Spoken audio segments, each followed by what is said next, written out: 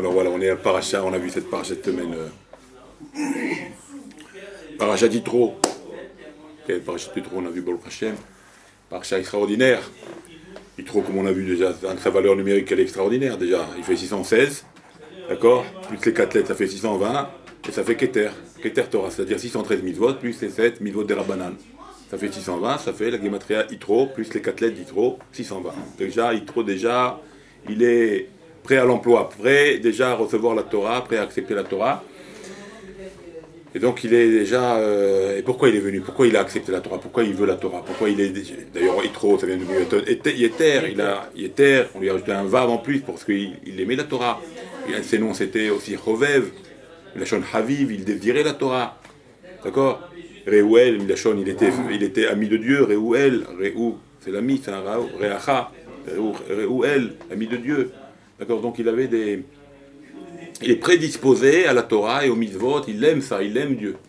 D'accord? Alors, qu'est-ce qui a fait que maintenant ce Yitro là a voulu se convertir, a voulu à venir à nous?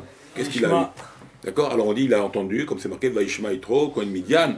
Rachid nous dit sur place, pas seulement un Vaishma, et là, de cette shmiya qu'il a eue, de cette écoute qu'il a entendue, il a eu la force et l'envie de venir. Vaishma Uba, et il est venu se convertir. Il y a beaucoup de gens qui écoutent des choses. Il y a beaucoup de gens qui sont intéressés par le judaïsme, mais c'est pas pour autant. Voilà, c'est pas pour autant qu'ils vont venir. Ils vont rester, écouter. Ça rentre d'une oreille, ça part de l'autre. Ou si ça rentre là, mais ça va pas plus loin. Ça descend pas à l'acte. Ça ne transcende pas le Ben Adam.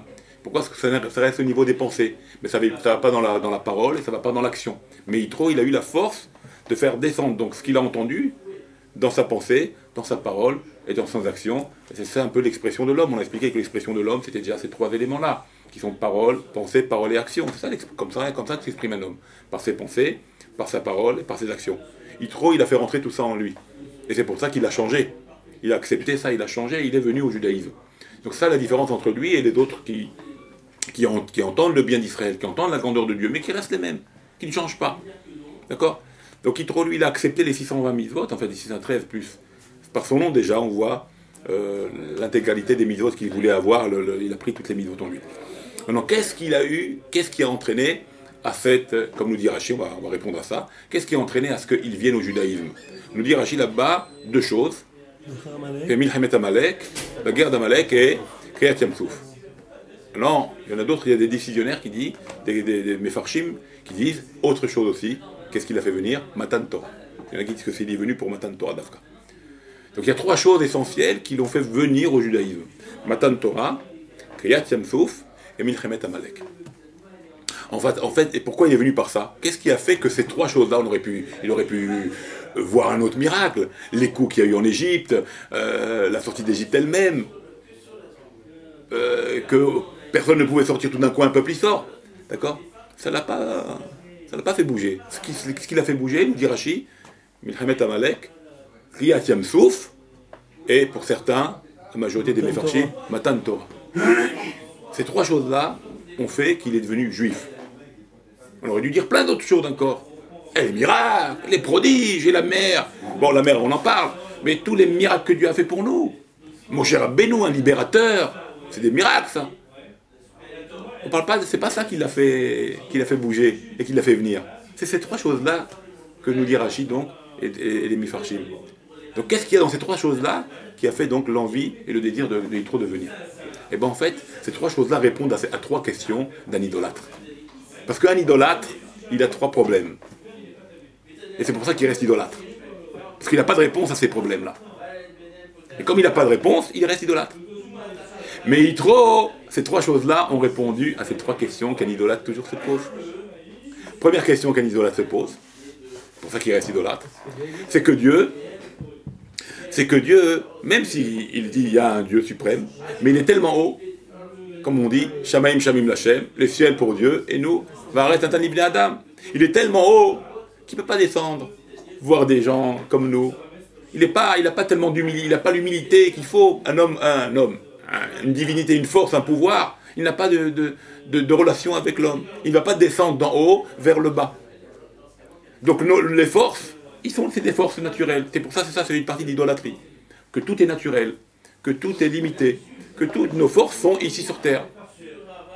En haut, c'est en haut, ça ne regarde pas. Il n'y a pas de relation du haut vers le bas. C'est ce que dit déjà un idolâtre. Même s'il veut dire qu'il a un pouvoir. Mais ce pouvoir, il est en haut, et nous, on a tous les pouvoirs ici sur Terre. Et c'est ça qui forme l'idolâtrie. On croit à cette statue, on croit à cette pierre, on croit à cette type, parce qu'on croit que c'est matériel, ça nous touche à nous, c'est nos dieux. Shalom. Maintenant, qu'est-ce qui se passe maintenant? Quand il entend Matan Torah, il dit, attends, ce Dieu qu'on croyait qu'il est tellement grand, qu'il ne descend jamais chez les hommes, qui n'a pas de pouvoir à quelque part à descendre chez le côté matériel, le côté humain, qu'est-ce qu'il fait Dieu? Il descend de toute sa grandeur, il descend sur le mont Sinaï. Il s'unit avec la matière. Donc la question qu'il avait eu trop de dire, ça reste en haut, et nous on a en bas notre vie à nous, et on fait notre truc à nous, ça a répondu à cette question-là. Dieu, il est descendu, le monde spirituel, toute la spiritualité, les anges, tout est descendu. Tout le monde spirituel s'est uni avec le monde matériel. Donc ça a répondu à sa première question. Deuxième question qu'a un idolâtre, même s'il y a un seul Dieu, il ne peut pas avoir tous les pouvoirs. Il y a plusieurs dieux. C'est ce qu'ils disent les uns et les autres. Il y a différentes réchouillottes, il y a différentes forces. Il y a la force du bien, il y a la force du mal, il y a la force de ça, il y a la force de ci. Chaque pouvoir est un dieu différent. Pour ça, comme les Grecs, tout ça, il y avait des milliers de dieux. Là. Le dieu de la mer, le dieu de la terre, le dieu de la scie, le dieu des époux. D'accord? Alors lui aussi, il a ça. Il y a plusieurs forces, il y a plusieurs dieux, il y a plusieurs réchouillottes. Ça vient répondre à ce problème-là, la mer Rouge qui s'ouvre. Il a vu pendant la mer Rouge ça qu'il a fait venir. Donc Matan Torah, c'était l'union donc du spirituel de Dieu avec la terre, qui pensait donc c'était impossible. Deuxième problème, il pense qu'il y a plusieurs forces différentes. Donc c'est un pouvoir qui ne peut pas être mélangé avec l'autre pouvoir. C'est un pouvoir, chacun est différent. Et qu'est-ce qu'il voit? La mer Rouge, ça lui répond à cette question. Il voit au même moment le pouvoir du bien et le pouvoir du mal au même moment. C'est-à-dire, il voit à la fois la délivrance du peuple juif, et cette délivrance entraîne quoi? La mort des Égyptiens. Au même moment. Le bien et le mal. Le même moment où le bien et le mal se fait au même moment. Et là, il a compris que cette force qui est, pour lui, qui pensait qu'il y avait une force qui ne pouvait pas gérer tout ça, le bien et le mal à la fois, il voit que cette force-là, elle gère le bien et le mal à la fois. Donc ça a répondu à sa question, que chaque chose, elle est différente l'une de l'autre. Compris? Ça a répondu à sa question. Il voit maintenant qu'une force, la force qui est le Dieu unique, il a tous les pouvoirs. Le bien comme le mal dans sa main. Il peut faire du bien au même moment et détruire au même moment. Et ça, il ne comprenait pas qu'une force pouvait faire ça. Et la troisième, c'était le Milhamet Amalek. Qu'est-ce qu'il a un idolâtre comme problème? Il a que Dieu ne nous associe pas dans son monde. Quelque part, Hachem, il nous laisse.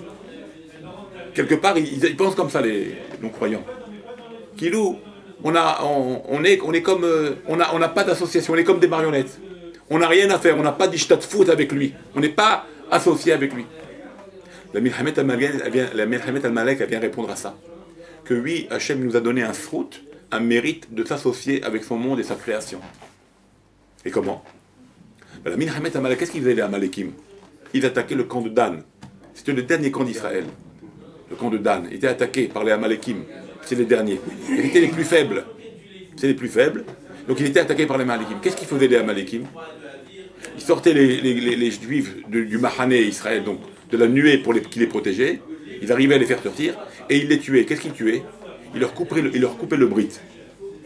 Ils leur coupaient le brit aux Juifs, à la tribu de Dan. Ils prenaient le brit, ils le jetaient à Dieu, les Amalekim. Pour dire quoi? Cette association-là, non. Toi, t'es Dieu, t'as créé l'homme comme tu l'as créé. L'homme ne peut pas s'associer avec toi. Parce que c'était quoi le symbole du brit? C'est l'association de l'homme avec Dieu. Dieu nous a créés comme nous sommes, et il nous a demandé de faire une mila sur de couper le prépuce. Quelque part, comme s'il y avait une imperfection à la création de Dieu, pour que nous, on complète l'imperfection et la rende parfaite, par le brit. Et qu'est-ce qu'il faisait l'Amalekim? Il voulait aller contre ça. Il disait non, ce qu'il a fait Shem, on est parfait, c'est nous les parfaits, nous les Amalekim, nous les Goïm, on est mieux. Nous les hommes parfaits. Il n'y a pas d'association. Dieu ne désire pas une association de l'homme. Et nous, on a prouvé le contraire. Notre idéologie, le juif, c'est de dire que tout ce que Dieu il a fait, on vient s'associer avec lui dans tout ce qu'on fait. C'est ça les mitzvot, ils sont attachés avec nous, et lui attaché avec nous. C'est une association de Dieu et de nous, et de l'homme. Et c'est pour ça qu'il prenait le brit mila des juifs, il les jetait, pour dire à Dieu, on n'en veut pas de cette association. Tu l'as créé comme ça reste comme ça, on ne te touche pas. Et les juifs, ils ont dit non, le brit mila, c'est ça qui prouve que Dieu est désireux qu'on s'associe avec lui dans son œuvre. Un petit peu comme je vous ai raconté avec la fameuse histoire, rappelez-vous, avec Rabbi Akiva, où ce goy là, ce Romain là disait, qu'est-ce qui est... Il voulait coincer Rabbi Akiva, il voulait piéger Rabbi Akiva, et il lui dit, qu'est-ce qui est plus beau, l'œuvre de Dieu ou l'œuvre de l'homme? Et qu'est-ce qu'il lui a répondu Rabbi Akiva? Il a dit, l'œuvre de l'homme est plus belle que celle de Dieu. Alors l'autre, il était surpris de la réponse. Il dit, comment? L'œuvre de l'homme? Il dit, oui, l'œuvre de l'homme. Parce que s'il disait l'œuvre de Dieu, il dit, alors pourquoi vous faites le Brit Mila? C'est l'œuvre de Dieu. Pourquoi tu fais le Brit Mila? Tu n'avais pas touché ton corps. Donc le Brit Mila, en fait, c'est nous qui faisons ça parce que Dieu est désireux qu'on complète sa création. Qu'on donne une complémentarité à sa création. Dieu, il veut ça. Mais les goïms, ils ne veulent pas qu'on fasse ça. Ils ne sont pas d'accord avec ça. Parce qu'ils n'acceptent pas que nous, on vienne apporter aussi encore une association avec Dieu. Et les goïms, ils ne veulent pas ça. Et quand il a entendu qu'on a gagné la guerre d'Amalek, s'ils ont gagné cette idéologie qui était le contraire de ce que pensent les juifs, c'est eux qui ont gagné ça, donc c'est la vérité. Et c'est ça qui l'a fait venir à sa folie, à son idolâtrie, sur ces trois problèmes-là, ces trois problèmes qui lui ont répondu à ces trois questions qu'il avait. Et donc il est revenu, il a fait donc tchouva, il s'est approché au judaïsme. Vous comprenez? Et cette fameuse histoire avec Rabbi Akiva, pour en revenir, c'était quoi l'histoire?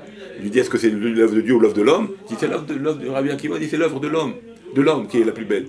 Et qu'est-ce qu'il emmène à ce méchant goy là? Il lui emmène des gerbes de blé et du pain. Il dit, qu'est-ce que tu veux? Il dit, le pain. Après il lui emmène une tonte de laine du mouton et il lui emmène un vêtement. Il dit, qu'est-ce que tu veux? Je veux le vêtement. Alors tu vois bien que c'est l'œuvre de l'homme qui est la plus belle. Donc Dieu il est désireux d'une association avec lui. Lui il fournit la matière première et nous on fournit le travail. Et c'est ça notre salaire. C'est justement travailler cette matière première qui est faite par Hachem. C'est ce que Dieu il veut. Vous comprenez? C'est ça ce que Yitro, c'est pour ça qu'Yitro est venu à ça. Il s'est rapproché de nous. Et il s'est converti au judaïsme et il s'est rapproché de nous. Ça c'est la Nekuda. C'est pour ça qu'il est dit, d'ailleurs on va bien comprendre maintenant, que Dieu nous a choisis, comment il est dit dans le verset? Comment il est dit là? D'accord? Ve'atem tiyuli, pardon. Ve'atem li segula. D'abord, comme ça le pato. Ve'atem li segula. Vous serez pour moi ma segula, mon trésor. Écoutez bien ce passage que je vais vous dire maintenant. Ve'atem li segula. Après le passage continue, il dit Kili kol haaretz. Oui? Kili kol haaretz. La terre est à moi. Et après il termine Ve'atem li. Ve'atem tiyuli memlechet kohanim ve'goy kadosh. Vous serez pour moi un peuple saint et une patrie de prêtres. Dans ce passouk, 3 fois li. 3 fois li. 3 fois. D'accord? Ve'tem li segula. Vous êtes ma segula. Kili kol haaretz. Ve'tem tiyuli memlechet kohanim ve'goy kadosh. 3 fois li. Cette notion de 3 fois li, en fait, c'est 3. Le 3 est allusionné par le lamed. Li, qui est allusionné par le lamed. Valeur numérique petite de lamed, c'est 3. Donc 3 fois yud. Dans le lamed, il y a yud. C'est quoi ces 3 yud là? C'est yud kevavke, c'est Hachem. Ça c'est le premier début du verset. D'accord? Vatem tiyuli, veitem li segula, veitem li. Donc c'est yud kevavke. C'est Dieu, on parle de Dieu. Deuxième, Kili kol haaretz, Yerushalayim, Bet Hamikdash, Yud, Yerushalayim. Vatem tiyuli, memlechet kohanim, Israël, troisième Yud. Comme il est dit, Ve'achut hameshulash, lo bimera niyatek. Que le triangle, le fil qui rejoint les 3 points du triangle, ne sera jamais lo bimera yenatek. Qu'est-ce que forme le triangle? Regardez mes doigts. D'accord? C'est un triangle, oui. Quel Nekuda ça correspond? À quel Nekuda en hébreu ça correspond? Le triangle, c'est Ren. Non, Les 3 Nekudot. Non, les 3 points. Ségol. Alors maintenant tu comprends, Ségol, de quel mot ça vient? Ségoula. Ben Temli Ségoula, c'est ça ma Ségoula. Quand il y a les 3 points. Mais Temli Ségoula, quand vous êtes le Ségol. C'est vrai, c'est bravo. Attends, Sten Nashuya. Je voulais dire 3. Ouais, on va arriver à ce que tu as dit. On va arriver, David. C'est toi qui as lancé la balle maintenant. On va arriver à ce que tu as dit tout de suite. Donc le Ségol, c'est la Ségoula. Quand il y a les 3 ensemble, c'est la Ségoula. Ben Temli Ségoula, vous êtes ma Ségoula. Yerushalayim, Israël et Yudkevavke et Dieu. C'est ça l'unité du peuple juif. C'est les 3 éléments ensemble. Mais Temli Ségoula, quand il y a les 3 choses, vous êtes ma Ségoula. Et c'est pour ça que le Ségol, il est de 3, il s'appelle Ségol. Il a changé de Ségoula. Un trésor. Vous comprenez ça? Alors maintenant, on a un problème. Il y a une Nekuda qui est partie. Il y a un Yud qui manque. Yerushalayim. On a Yerushalayim, mais il n'est pas le Beth Amikdash. Tout le lien de Yerushalayim, c'est le Beth Amikdash. Tout le lien d'Israël, c'est le Beth Amikdash. C'est l'apothéose. Ça va être le summum. Alors on est où là maintenant? Il nous manque une Nekuda. Donc oui, le route il s'est coupé. Et comment? Il s'est coupé le route. Qu'est-ce qui reste maintenant? Il reste serré. Il reste ces 2 points à l'horizontale. Il reste serré. Mais Hachem il nous promet, ça s'arrêtera côte serrée. Il n'y aura pas encore une coupure ici. Ça s'arrêtera côte serrée. C'est pour ça qu'il est dit dans le verset. Imo Anochi Betsara, Aldikrat Sara et la Tsere. Imo Anochi, je suis avec vous dans votre malheur. Moi, Dieu, je suis avec vous. Imo Anochi Betsara. Même s'il n'y a plus Yerushalayim et qu'il reste Israël et Dieu, il reste qu'Israël et Dieu maintenant. Je suis toujours avec vous. Jamais, ça c'est indissociable. Imo Anochi Betsara, Aldikrat Sara et la Tsere, les 2 points qui restent, les 2 Yud qui restent. Et on attend maintenant le 3e, le Ségol qui revient pour qu'on soit vraiment la Ségoula parfaite au monde. Mais même s'il manque Yerushalayim, je suis toujours avec vous. Je suis Altikrat Sarah et la Tsere. Vous savez, c'était Gouda. C'est beau. Tu comprends? C'est pour ça quand il entend ça, que le peuple juif, j'ai mis les doigts.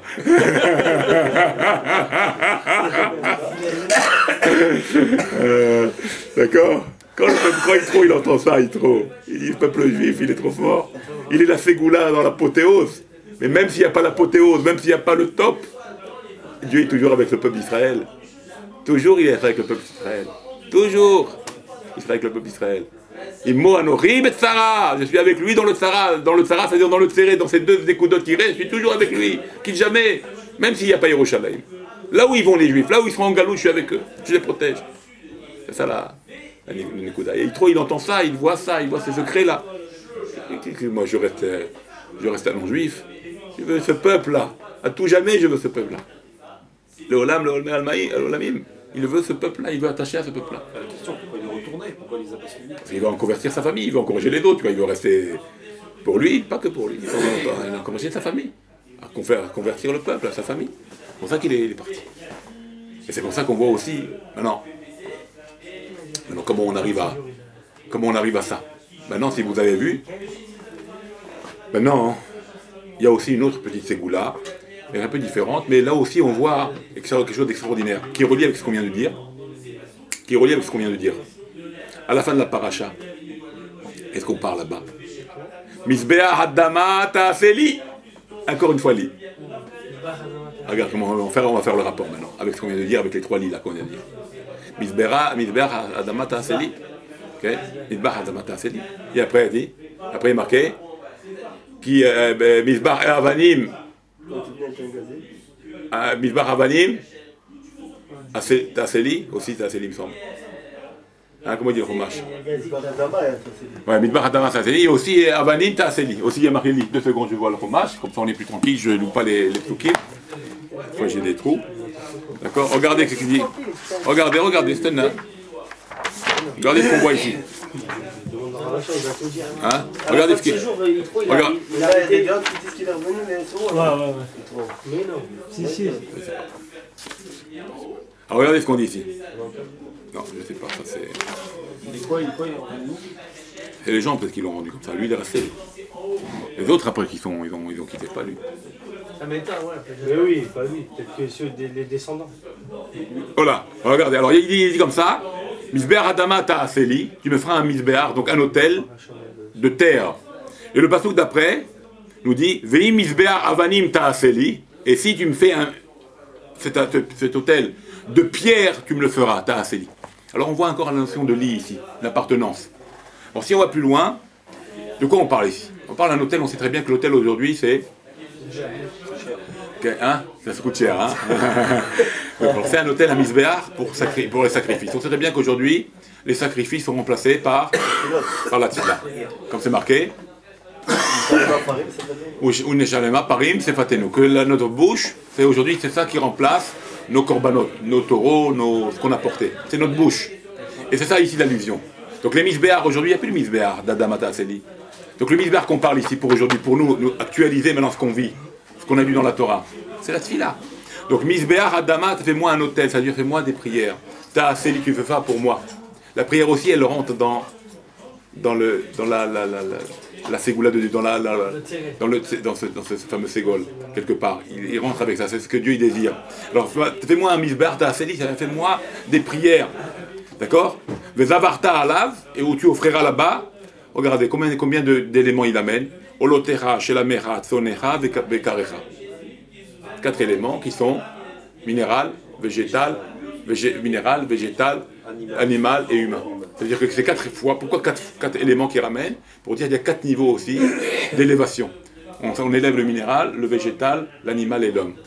D'accord? Ça veut dire que notre prière, qu'est-ce qu'elle fait notre prière? Parce qu'on parle de la prière, le misbéar, en fait c'est la prière. Qu'est-ce qu'elle fait la prière? Elle élève, depuis le minéral, elle élève tous les éléments du monde jusqu'à arriver à l'homme et que l'homme aussi s'élève par sa prière, par ses mots.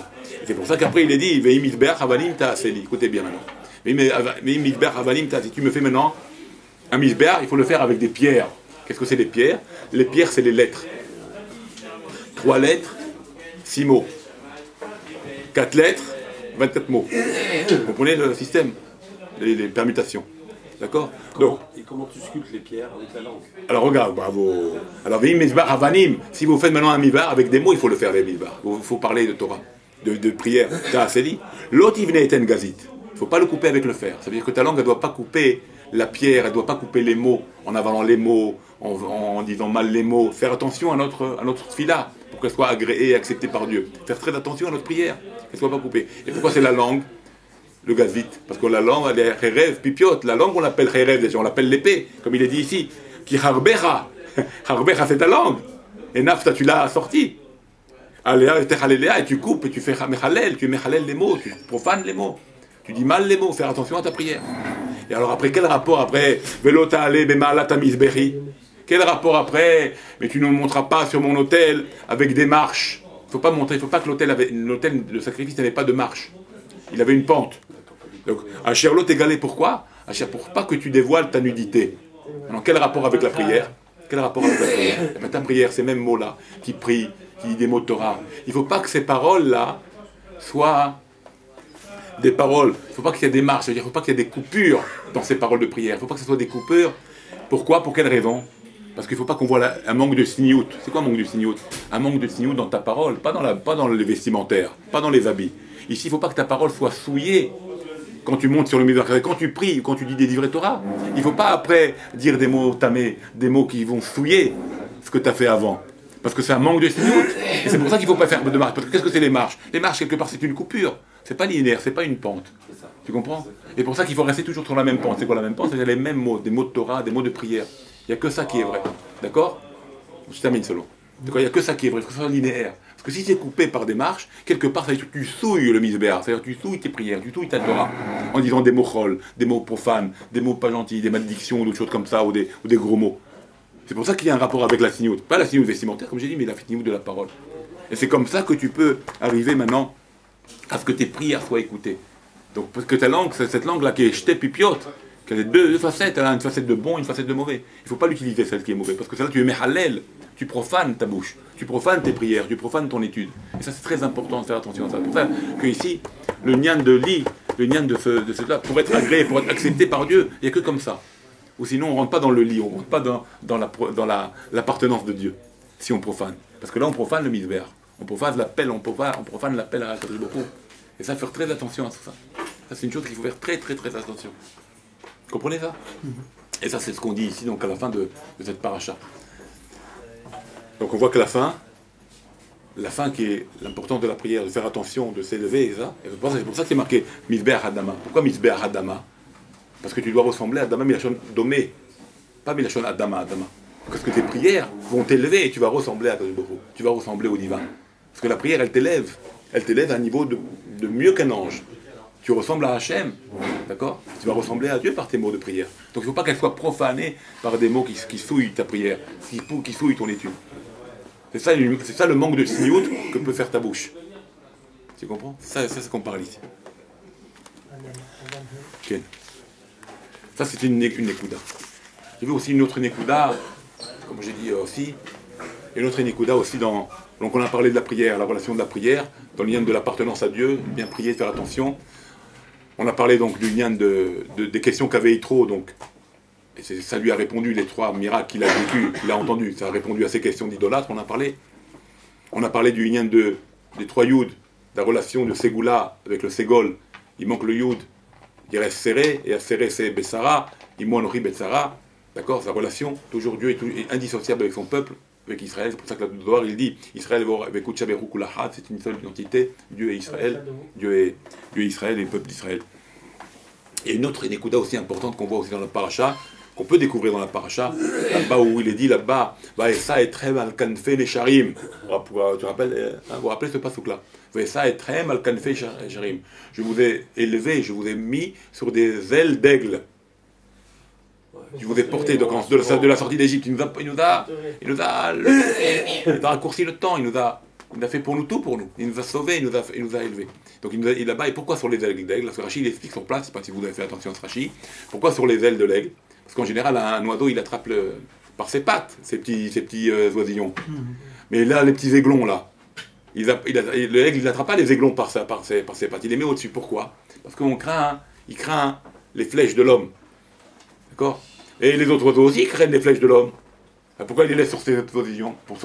Il les attrape par ses pattes. Parce que les autres oiseaux, ils craignent pas seulement l'homme par le bas, mais ils craignent les oiseaux qui volent au-dessus, qui viennent manger les petits oisillons qu'il y a sur ses ailes. Mais l'aigle, c'est lui qui vole le plus haut. L'aigle, oui, l'aigle, c'est lui qui vole le plus haut. D'accord? Donc il n'est pas touché par les autres oiseaux qui peuvent manger ses aiglons. Donc qu'est-ce qu'il met? Il met ses oiseaux, ses aiglons, sur son dos, sur ses ailes. Et il a dit, il n'y a que l'homme qui peut le gêner à l'aigle, par des flèches. Il n'y a que l'homme, on va dire, qui peut l'embêter. Alors il dit, moi, ça vient sur moi, mais ça touchera pas mes aiglons. D'accord? Ça touchera à moi, la même chose Dieu il a fait. C'est ça le rapport avec Dieu. Je vous mets sur des ailes d'aigle, parce que Dieu il a mis la nuée, et quand les Égyptiens sont venus pour nous tuer, pour nous récupérer, devant la mer Rouge, rappelez-vous, il a mis la nuée, il a mis le feu, et toutes les balustraotes, toutes les flèches et comment on appelle ça, les catapultes, les canons, tout ce qu'il avait à l'époque, quoi. Il envoyait, qui c'est qui prenait sur lui d'abord? C'est Dieu. Dieu il prenait, et le peuple juif n'était pas touché. Alors c'est la même idée. C'est la même idée avec l'aigle. Il met ses aiglons au-dessus, et comme ça, même si l'homme il veut toucher, il touche d'abord Hachem, il touche l'aigle, mais pas ses aiglons. La même chose. Le peuple juif était comme les aigles de Dieu. Il les avait mis sur lui. Alors maintenant, quel rapport maintenant? Quelle est aujourd'hui maintenant cette idée-là qu'on vient d'exprimer, que Dieu nous protège, et qu'on est protégé, et qu'on est au-dessus, et que ça nous élève à être protégés? Parce que c'est une élévation que Dieu a fait. Il nous a élevés, et il nous a protégés par cette guerre avec les Égyptiens. Qu'est-ce qu'on voit? Quelle est la mitzvah aujourd'hui qui nous fait elle est marquée dans les mots de ce passage. Van ve'esa etrem al kanfe nesharim. Regardez. Kanfe, mais quel lachon? Kenafot. C'est quoi les kanfot? Les knafot, c'est les 4 coins. D'accord? Alors al kanfe, c'est la mitzvah des kanfe, des 4 coins. Et d'où maintenant c'est les tzitzit? Bon, allez, ça peut être un poncho maintenant. Les Mexicains aussi mettent des 4 coins. D'accord? D'où tu sais que c'est les tzitzit? D'où tu sais que c'est les tzitzit? Parce que nesharim, valeur numérique. Combien nesharim en valeur numérique? Les enfants, allez. 600.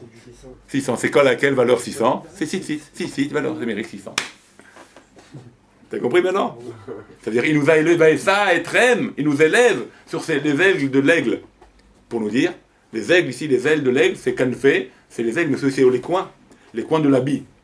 D'où je sais que c'est les habits du tzitzit, parce que nesharim, valeur numérique 600. Et tzitzit, c'est 600.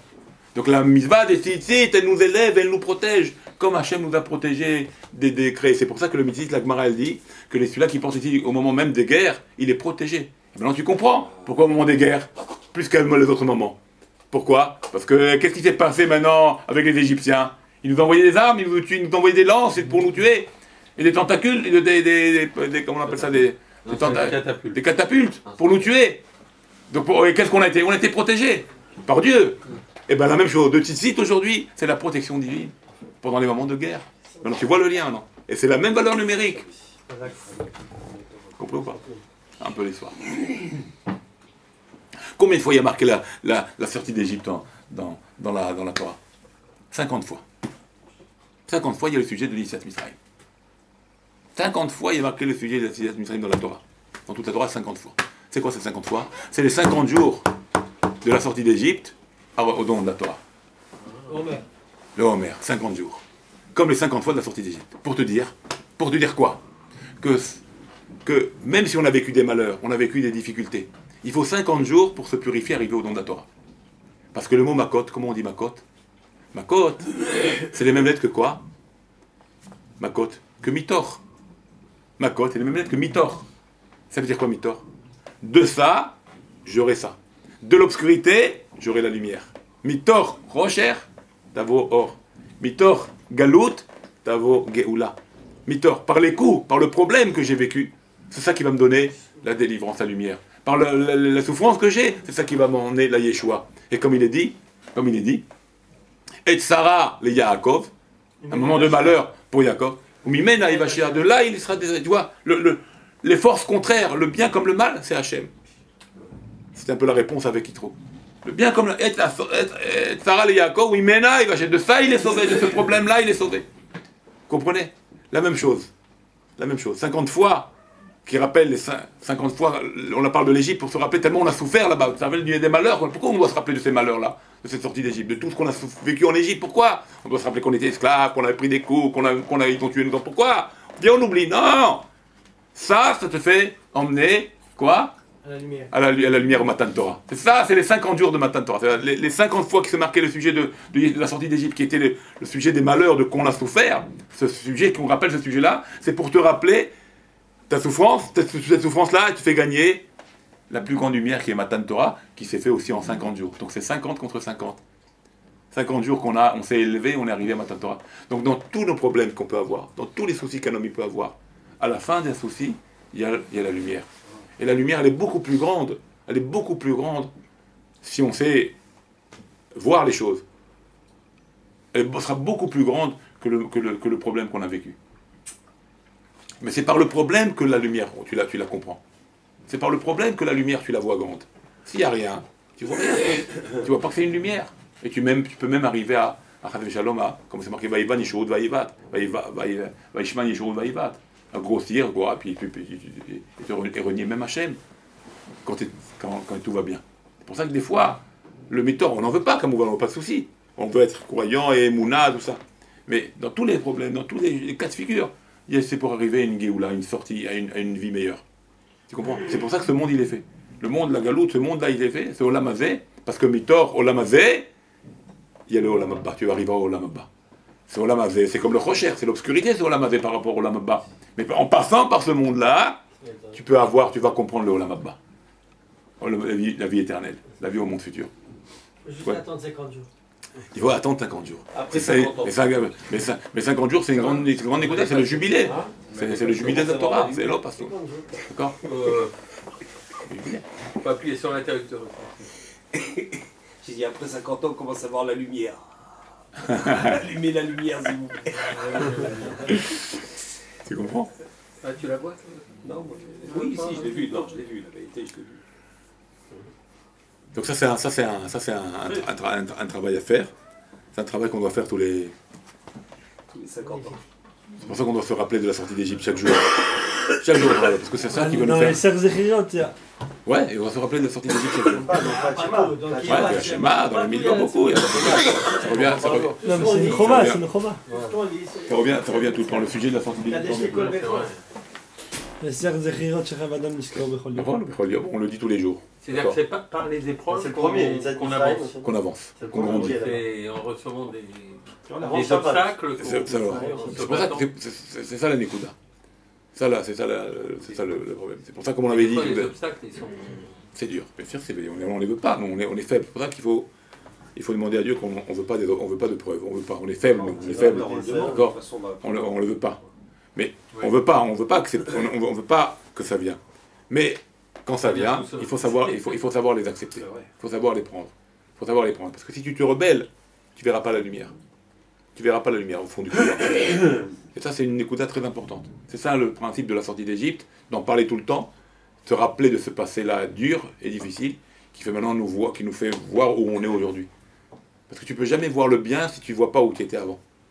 Quand tu avais tué l'épreuve, tu avais su ça, tu te plains à chaque fois. Un homme, il se plaint à chaque fois. Il peut se plaindre à chaque fois.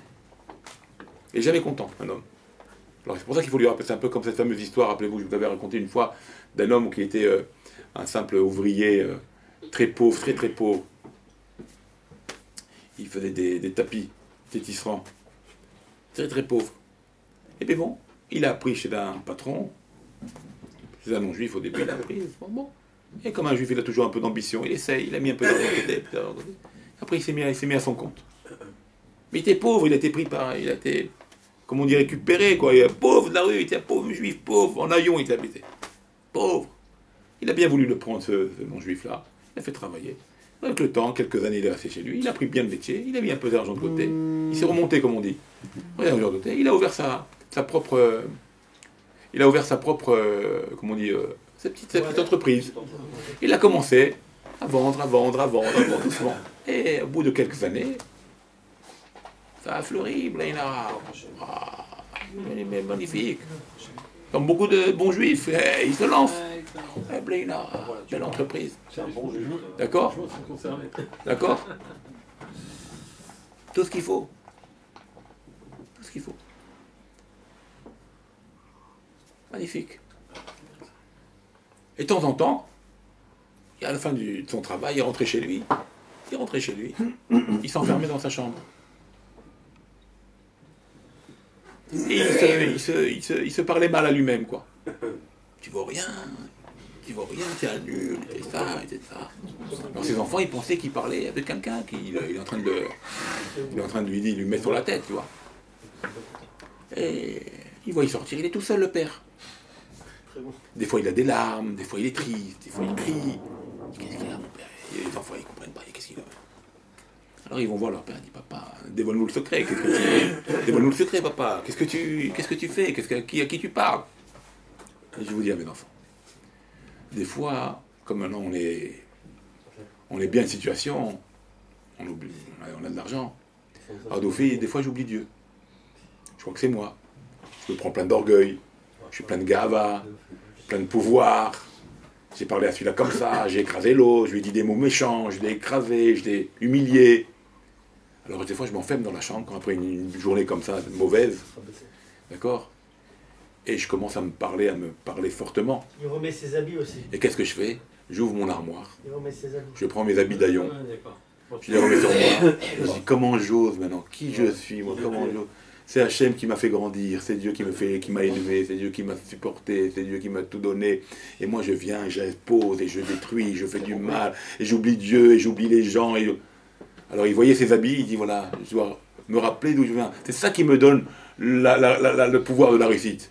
C'est quand je vois ma pauvreté, d'où je viens, mais d'où j'étais. Mais qui je suis? Moi je n'osais même pas dire un mot à personne quand j'étais habillé en nom. Maintenant monsieur, il est en costume, alors ça y est maintenant. C'est ça l'homme, un costume l'homme. Tu as mis un costume, ça y est, t'écrases les autres. Tu as mis une cravate, ça y est, t'es devenu un homme. Avant, t'es pas un homme. T'étais un homme. Alors, pour qu'est-ce qui fait que c'est comme ça? Parce que le pouvoir de l'argent, il t'a rendu comme ça. Alors, quand tu te rappelles de ta pauvreté, tu te rappelles d'où tu viens, même que t'es le plus riche du monde, tu t'écrases. Tu dis pas un mot. Tu dis, c'est Dieu qui m'a tout donné. J'oublie pas mes prières, j'oublie pas de dire merci à Hachem. Et alors, tu vois que quoi? Que c'est le mal, c'est le souvenir du problème qui te fait voir ton bonheur que tu vis aujourd'hui. C'est en te souvenant du problème que tu t'aperçois du bonheur que tu as aujourd'hui. Mais quand tu ne te souviens pas de ça, tu oublies que tu vis dans le bonheur. Et tu n'es jamais content. Et tu critiques Dieu. Et tu n'es jamais heureux. Parce que tu ne veux pas te souvenir d'où tu viens. C'est pour ça que quand un homme il se souvient d'où il vient, la vie qu'il vit aujourd'hui, au présent, il est qu'heureux. Il est que au bonheur. C'est qu'un monde merveilleux, s'il voit d'où il vient. Et qu'est-ce que ça veut dire d'où il vient? Non, même quand c'est l'inverse. Parce que d'où il vient? Il vient du Tipa Serura. Tu viens d'une semence pourrie, on vient d'une semence pourrie à l'origine. Qui on est, nous? On vient du Zéra du Père. Et où on était dans le ventre d'une mère, on pouvait pas.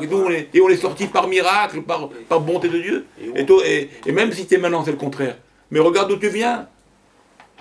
Et on t'a fait vivre, on t'a rien que ça déjà, tu dois voir de ton origine d'où tu viens. Et tu oses parler de Dieu, et tu oses parler de ça.